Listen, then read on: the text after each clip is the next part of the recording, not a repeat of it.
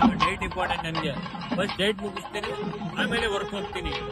ಡೈಟ್ important ನನಗೆ. Sir ಏನ್ work ಮಾಡೋದು ನೀವು? ನಾನು ಬೌನ್ಸರ ಕೆಲಸ ಮಾಡ್ತಾ ಇದ್ದೀನಿ ಸರ್ ಎಷ್ಟು ವರ್ಷದಿಂದ ಮಾಡ್ತಾ ಇದೀರಾ? 1 year ಇಂದ ಮಾಡ್ತಾ ಇದ್ದೀನಿ. ಹೌದಾ ಸರ್, ನಿಮ್ಗೆ ಡಯಟ್ ಈ ಕೆಲಸ ಎಲ್ಲ ಕಷ್ಟ ಆಗ್ತಿಲ್ವಾ? ಇಲ್ಲ ಸರ್, ಏನು ಕಷ್ಟ ಇಲ್ಲ ಸರ್. ಅದು ಎರಡು ಮ್ಯಾನೇಜ್ ಮಾಡ್ತಾ ಇದ್ದೀನಿ ಸರ್. ಜಿಮ್, ವರ್ಕು, ಬೌನ್ಸ್ ಎರಡು ಎಲ್ಲಾನು ಮ್ಯಾನೇಜ್ ಮಾಡ್ತಾ ಇದ್ದೀನಿ ಸರ್. ಸರ್ ಜಿಮ್ ಎಷ್ಟು ವರ್ಷದಿಂದ ಮಾಡ್ತಾ ಇದೀರಾ? ಸರ್ 2 years ಆಯ್ತು ಸರ್. 2 years. ಬೌನ್ಸರ್ ಎಷ್ಟು ವರ್ಷದಿಂದ ಮಾಡ್ತಾ ಇದೀರಾ? 1 year ಆಯ್ತು.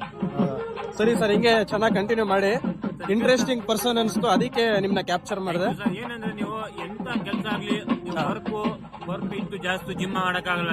ವರ್ಕ್ ಜೊತೆ ಡೈಟ್ ಮ್ಯಾಂಡೇಟರಿ. ಎಷ್ಟು ದೊಡ್ಡ ಕೆಲಸ ಆಗ್ಲಿ ಫಸ್ಟ್ ಡೈಟ್ ಇಂಪಾರ್ಟೆಂಟ್ ನನ್ಗೆ. ಡೈಟ್ ಮುಗಿಸ್ಕೊಂಡು ಕೆಲಸ ಆಗ್ತೀನಿ. ಅರ್ಧ ಗಂಟೆ ಲೇಟ್ ಆಗ್ಬಿಡಿ ಕೆಲಸ ನನ್ಗೆ. ಡೈಟ್ ಮುಖ್ಯ ನನ್ಗೆ.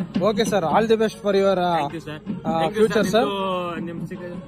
ಇರ್ಲಿ sir, I am Dhanu devil ಅಂತ ಪೇಜ್ ಫಾಲೋ ಮಾಡಿ. Okay sir.